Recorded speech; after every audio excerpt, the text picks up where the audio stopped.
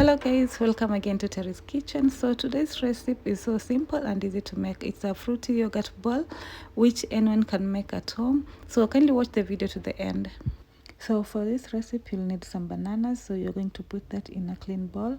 Then you're going to add in some watermelon. Also make sure you've cut them into cubes. Then you're going to add in some avocado, well ripened avocado. After that you're going to add in some mango. Make sure you cut that into cubes too.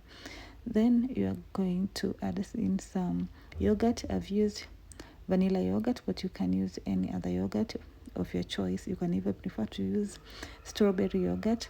After that you're going to give it a mix. Make sure that you mix it well. As you can see, the recipe was so detailed and simple to make. Anyone can decide to make this recipe at home.